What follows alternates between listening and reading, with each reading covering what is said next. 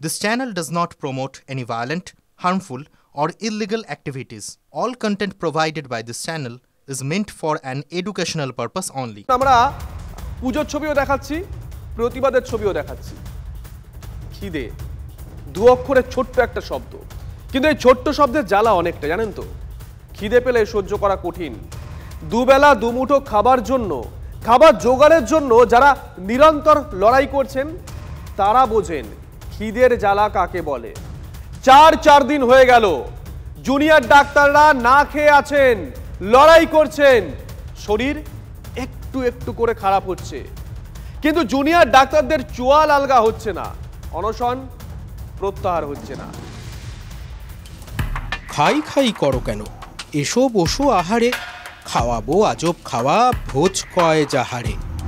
এখন উৎসবের সময়, পুজো আর পেট পুজোর সময়, কবজি ডুবিয়ে চব্যচোষর দিন এখন, এবং এখন ওরা না খেয়ে রয়েছে। 7 জন জুনিয়র ডাক্তার ধর্মতলার অনশন মঞ্চ থেকে তাকিয়ে আছেন স্বাস্থ্য ভবনের দিকে, তাকিয়ে আছেন নবান্নের দিকে। প্রশাসনের কাছে স্বনির্বন্ধ অনুরোধ, আপনারা সদর্থক কিছু পদক্ষেপ করুন যাতে আমরা এই ছেলেগুলোকে অন্তত বাঁচাতে পারি। শরীর ক্রমশ খারাপ হচ্ছে, অনশনে যেমন হয়, সকাল বিকেল প্রেশার মাপা হচ্ছে, সুগার মাপা হচ্ছে, বন্ধুর খেয়াল রাখছে বন্ধু। যেহেতু চিকিৎসক আমরা বুঝি যে শরীরের কন্ডিশনটা কোন দিকে যাচ্ছে, তাদের প্রত্যেকটা প্যারামিটার্স, ইম্পর্টেন্ট প্যারামিটার্স ফল করছে। আমি এই মেয়েটি 42-60, আমি জানি না অঙ্কুল ডাক্তার, আমি বাড়ি থাকতে পারছি না বলে এসেছি। বন্ধু জুটে যাচ্ছে নিয়ম করে। এই উৎসবের শহরে দমকা হাওয়া আর প্রবল বৃষ্টিতে ত্রিপল খুলে গেলে বেঁধে দেওয়ার জন্য জুটে যাচ্ছে হাত। ধর্মতলায় জুনিয়র ডাক্তারদের অনশন মঞ্চে আসা যাওয়ার বিরাম নেই। সিনিয়র ডাক্তার আসছেন, প্রতীকী অনশনে বসছেন। প্রতীকী অনশন চলছে উত্তরবঙ্গ আর রায়গঞ্জ মেডিকেলেও। স্টুডেন্টরা যখন এরকম ক্রাইসিসের মধ্যে দিয়ে যাচ্ছে এবং সেটা আমাদের প্রফেশনের ভালোর স্বার্থে একটা আন্দোলন চলছে, তাদের পাশে দাঁড়ানো আমাদের কর্তব্য। জুনিয়র ডাক্তারবাবু এবং সিনিয়র ডাক্তারবাবু সবাই মিলে এখন আর এই আন্দোলন শুধু জুনিয়র ডাক্তারবাবু বলে কিছু নেই, এখন আমাদের এটা সবার আন্দোলন। আসছে নাগরিক সমাজ, সম্পূর্ণ অচেনা কটা ছেলেমেয়ের জন্য উজাড় করা সমর্থন নিয়ে এসে দাঁড়াচ্ছে পুজোর কলকাতা।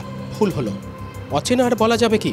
তিলোত্তমার জন্য বিচার চাইতে, হাসপাতালে নিরাপত্তার ব্যবস্থা করতে, পরিকাঠামো উন্নত করতে জীবন পণ করা এই ডাক্তারদের বাঙালি এখন নামে চেনে। রোজই গেছি প্রায়, আর যত মিছিল হয়েছে গেছি এবং যাব, এবং আমাদের এটা সবাই মিলে চিকিৎসকদের, জুনিয়র চিকিৎসকদের নয়, আমরা দেখেছি সাধারণ মানুষ। একদম এটা এখন আমাদের সকলের আমরা জাস্টিস চাইছি। যেন রক্তের সম্পর্ক, যেন মা হাত বুলিয়ে দিচ্ছেন ছেলের মাথায়, যেন ছোট্ট ভাই বোন এসেছে দাদা দিদিদের সঙ্গে আলাপ করতে। বাংলা শিখছে, বাঙালি শিখছে আন্দোলনের অওয়া কখ।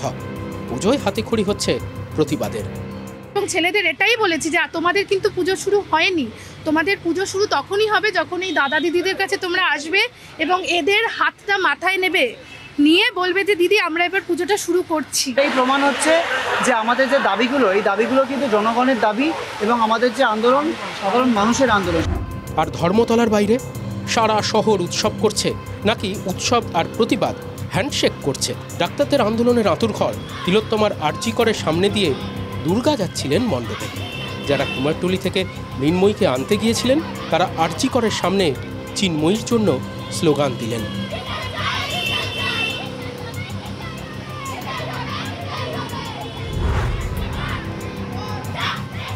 আন্দোলনকারী জুনিয়র ডাক্তার কিঞ্জল তখন মুহূর্তবন্দি করতে ব্যস্ত, আর এই শহর অনশন আন্দোলনের প্রতিটা মুহূর্ত স্মৃতিতে ধরে রাখছে, আগামীতে কটা নাছোড় ছেলেমেয়ের গল্প শোনাবে বলে। গৌরব ও কল্যাণের সঙ্গে কৌস্তব ও সৌরভের রিপোর্ট, TV9 বাংলা। প্রথমে প্যান্ডেল করতে বাধা দেওয়ার অভিযোগ, তারপর বায়ো টয়লেট আটকানোর অভিযোগ, আর তারপর চৌকি আটকে রাখার অভিযোগ। অভিযুক্ত পুলিশ আর অভিযোগকারী জুনিয়র ডাক্তাররা। ধর্মতলায় যাদের বসতে দিতে চায়নি পুলিশ, 163 ধারা দোহাই মানেননি আন্দোলনকারীরা। পরিণাম স্নায়ুর লড়াই, যার সর্বশেষ পরিণতি পানীয় জল নিয়েও টানাপোড়েন। অনশন মঞ্চের কাছে খাওয়ার জন্য জল দরকার, জলের গাড়িও পুলিশ আটকাতে পারে, এই আশঙ্কায় রাস্তাতেই তৈরি হলো পাহাড়। মানববন্ধন করে পানীয় জলের গাড়ি পৌঁছে দেওয়া হলো আন্দোলন মঞ্চে। দৃশ্য 1। ধর্মতলায় অনশন করবেন জুনিয়র ডাক্তাররা, বাঁধতে হবে প্যান্ডেল। ডাকা হয়েছে ডেকোরেটরের কর্মীদের, কিন্তু ডেকোরেটরের গাড়ি আটকায় পুলিশ। বাধ্য হয়ে নিচেরা বাঁশ বয়ে আনেন জুনিয়র ডাক্তাররা, হাত লাগান নাগরিকরাও। আমাদের একজন ডেকোরেটর ভাই এসে এখানে এই মঞ্চ বাঁধার ব্যবস্থা করছিলেন, তাদেরকে ওপর মহল থেকে চাপ দেওয়া হয় যে এরকম কিছু করা যাবে না। দৃশ্য 2। চাই বায়ো টয়লেট, চাইলেই পাওয়া যায় নাকি? প্রথমে পার্ক স্ট্রিট আর তারপর আলিপুর। পুলিশ নাকি বায়ো টয়লেটের গাড়ি আটকায়। জুনিয়র ডাক্তাররা অভিযোগ করেন শেষ পর্যন্ত পুজো প্যান্ডেলের প্রয়োজন এই কথা বলে টয়লেট আনানোর ব্যবস্থা করতে হয়। বায়ো টয়লেট দিয়ে এসেছে যে লোকেরা, তাদের বাড়িতে গিয়ে 10-15 জন পুলিশ গিয়ে তাদের থ্রেট করে এসেছে। দৃশ্য 3। তৃতীয় দিন স্নায়ু যুদ্ধের তৃতীয় অঙ্ক। এবার কারণ চৌকি। অনশন মঞ্চে চাই তক্তপোষ, কিন্তু বউবাজার থানা চৌকি সমেত গাড়ি আটকায়। প্রতিবাদে থানা ঘেরাও করেন জুনিয়র ডাক্তাররা। কিছুক্ষণের মধ্যেই অবশ্য চৌকিদারি শেষ। পুলিশ রাজি হয় চৌকি ছাড়তে। চৌকি কাঁধে জুনিয়র ডাক্তাররা যখন হেঁটে ফিরছেন, তখন তাদের উৎসাহ ছিল দেখার মতো।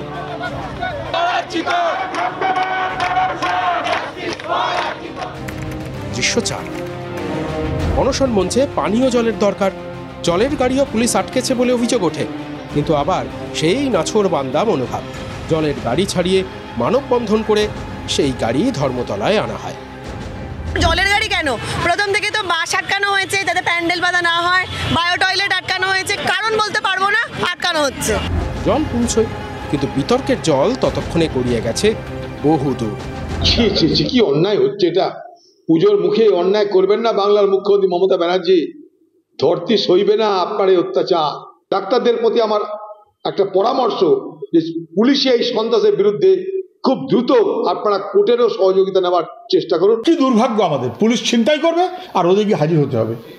এটা আমি জানি না পুলিশ অসভ্যতা করতে করতে কোথায় যাচ্ছে। জ্যোতি যা করেছিলেন, জ্যোতিবাবুর সময় সিপিএম পিটিয়েছিল, এরাও ঠিক একইভাবে অত্যাচার করছে। সিপিএম আর তৃণমূল দুজনই এক। কোনো ডাক্তার সামনে আর একজনকে অসুস্থতা দেখতে পারে না, তাকে চিকিৎসা করতে হয়। যদি একটি ছেলে মেয়ে অসুস্থ হয় তার জন্য দায়ী থাকবেন এই সিনিয়র ডাক্তাররা যারা উস্কাতে যাচ্ছে। এই বিতর্কের শেষ কোথায়? প্যান্ডেল, বায়ো টয়লেট, চৌকি আর জলের পর কি? প্রশ্নের নোটে গাছ আপাতত মুড়োচ্ছে না। Bureau report, TV9 Bangla. আমরণ অনশনে 7 জন জুনিয়র ডাক্তার একটানা উপসে শরীর ভাঙছে, অথচ সরকার উদাসীন। একবারও আলোচনার বার্তা পাঠায়নি নবান্ন। এই অবস্থায় সরকারকে কড়া বার্তা সিনিয়র ডাক্তারদের। আরজি করে 50 জন ডাক্তারের গণ ইস্তফার বার্তা।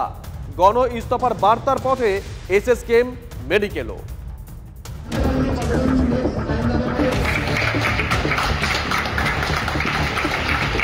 স্ট্যান্ডিং ওভেশন, দুপাশে দাঁড়িয়ে করতালি। পাশে দাঁড়ানো সিনিয়রদের এভাবেই অভ্যর্থনা আরজি করের জুনিয়র ডাক্তারদের। তিলোত্তমার খুন ধর্ষণের পর 10 দফা দাবি নিয়ে আন্দোলন চালাচ্ছেন জুনিয়র ডাক্তাররা। এখনও বেশিরভাগ দাবি পূরণ হয়নি। প্রতিবাদে ধর্মতলায় আমরণ অনশনে 7 জুনিয়র ডাক্তার। 3 দিন পরও রাজ্য সরকার ডাক্তারদের সঙ্গে কথা না বলায় এবার কড়া ভাষায় বার্তা আরজি কর মেডিকেল কলেজের। সই করে গণ ইস্তফা 50 সিনিয়র ডাক্তারের। এরপর ব্যক্তিগত ইস্তফা দেওয়ার হুঁশিয়ারি ডাক্তারদের।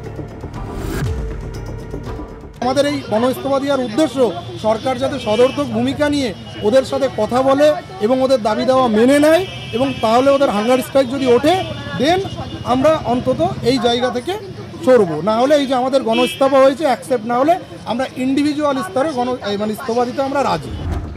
অর্থাৎ চাকরি যে ছেড়ে দিতে পারেন সেটা বুঝিয়ে দিচ্ছেন সিনিয়র ডাক্তাররা।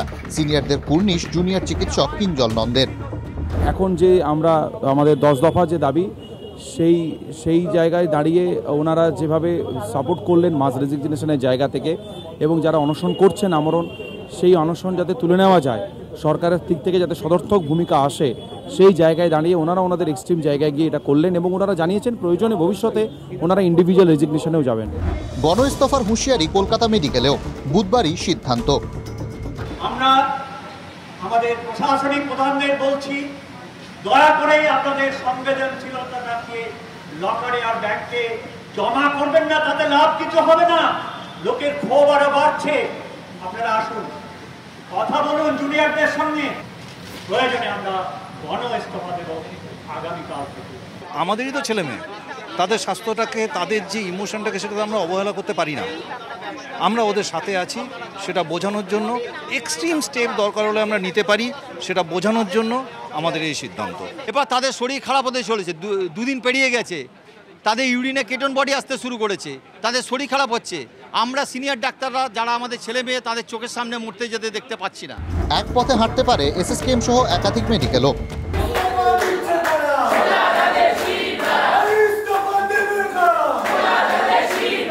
যেভাবে গণ ইস্তফা শুরু হয়েছে তাতে পুরো স্বাস্থ্য ব্যবস্থায় ডিজাস্টার হয়ে যাবে। কেন ওদের অনশনে বসতে হলো, কেন ওদের গণ ইস্তফার কথা বলতে হলো? সরকার অপদার্থতার জন্য। স্বাস্থ্য সচিব তাকেও সরাবেন না, সমস্ত ঘটনায় নাটের গুরু তিনি, কোনো সন্দেহ নেই। ছবি উঠছেন, ছবি তুলছেন, ছবি তোলার নেশা হচ্ছে। একটি নির্যাতিতা মেয়েকে বিক্রি করছেন আপনারা নিজেদের পাবলিসিটি ফুটেজ খাওয়ার জন্য।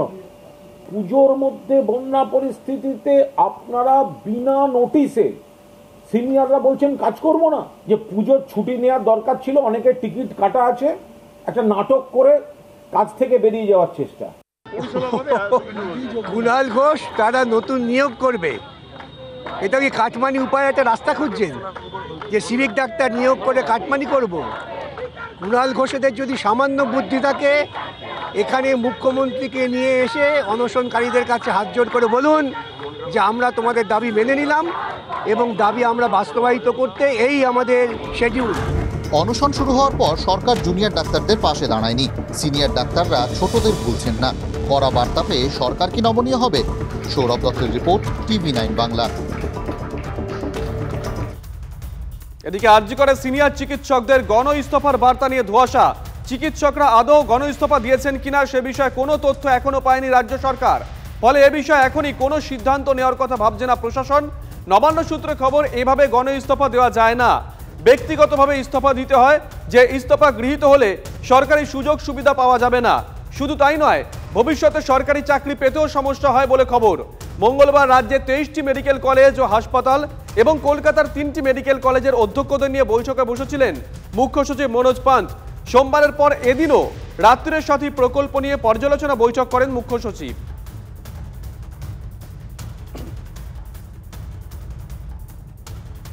এই যে চারিদিকে এত আন্দোলন হচ্ছে, এত আন্দোলন, যার জন্য সেই তিলোত্তমার বাড়িতে নিকষ অন্ধকার। মা, বাবা, কাকা, কাকিমা পঞ্চমীর বিকেলে বাড়ি ছেড়ে ধর্ণা মঞ্চে এসে বসলেন। দশমী পর্যন্ত রোজই বসবেন। পুজোর পঞ্জিকা চিরকালের জন্য বদলে গেল একটা পরিবারের কাছে। বাড়িতে দুর্গাপুজো করতেন তিলোত্তমা। এবার পুজোর আগেই তিলোত্তমা বিসর্জন। মেয়ে নেই বাড়িতে, উমাও নেই, পুজো বন্ধ। মা, বাবা, কাকা, কাকিমা বসলেন ধর্ণা মঞ্চে। কালো সাদা কাপড়ে বানানো মঞ্চ, ব্যানারে লেখা স্মৃতি ভারে মোড়া পড়ে আছি, ভারমুক্ত। সে এখানেই নাই।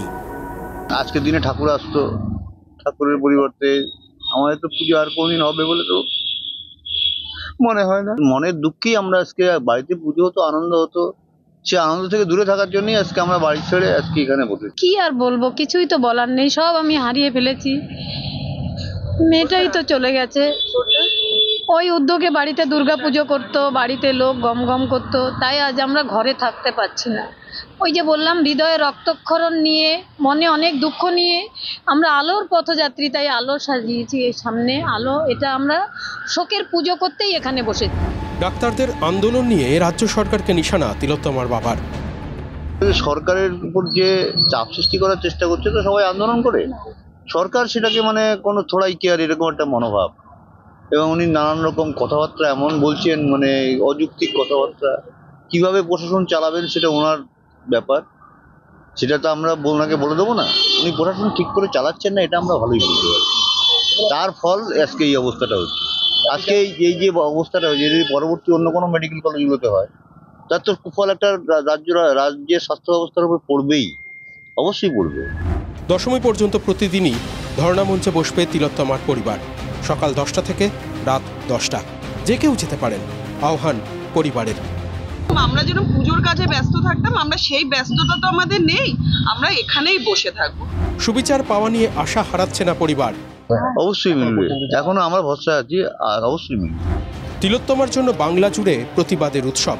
আমরণ অনশনে ডাক্তাররা, পরিবারও ধর্নায়। প্রতিবাদের আগুন নেভার নয়। অনন্ত চট্টোপাধ্যায় রিপোর্ট, TV9 বাংলা। তিলোত্তমার ময়না তদন্ত ও মেডিকো লিগাল অভিমত খতিয়ে দেখে সঞ্জয় রায়কে অভিযুক্ত করে চার্জশিট সিবিআই এর। দিল্লির 6টি সরকারি হাসপাতালের বিশেষজ্ঞদের নিয়ে মাল্টি ইনস্টিটিউশনাল মেডিকেল বোর্ড গঠন করে সিবিআই। কেন্দ্রীয় স্বাস্থ্য মন্ত্রকের ডিরেক্টর হেলথ সার্ভিস এই মেডিকেল বোর্ড তৈরি করেন। নেতৃত্বে ছিলেন দিল্লির এইমসের ফরেন্সিক মেডিসিন বিভাগের প্রফেসর আদর্শ কুমার। এইমস ছাড়াও বোর্ডে ছিলেন Ram Manohar Lohia, Safdarjung lady Hardinge, WMMCA, Maulana Azad medical কলেজের বিশেষজ্ঞরা। 5টি পয়েন্ট উল্লেখ করে ওই মেডিকেল বোর্ড। কলকাতার CFSL মেডিকেল লিগ্যাল বোর্ডের অভিমত এবং আরজিকরের মেডিকেল বোর্ডের করা ময়নাতদন্তে কোনো খুঁত পাননি Delhi multi institutional medical board. এরপরেই সঞ্জয়কে অভিযুক্ত করে চার্জশিট পেশ সিবিআই এর।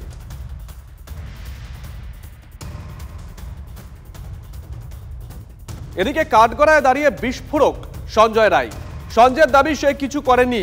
তিলোত্তমা ধর্ষণ খুনে তাকে ফাঁসানোর অভিযোগ সঞ্জয়ের। বড় খবর, সঞ্জয়ের দাবি শুনে বিচারকের মন্তব্য, আপনার আইনজীবী জেলে যাবেন, তাকে সব জানাবেন। 4 নভেম্বর সঞ্জয়কে ফের কোর্টে পেশ করার নির্দেশ। ওই দিন চার্জ গঠনের দিন ধার্য করা হবে।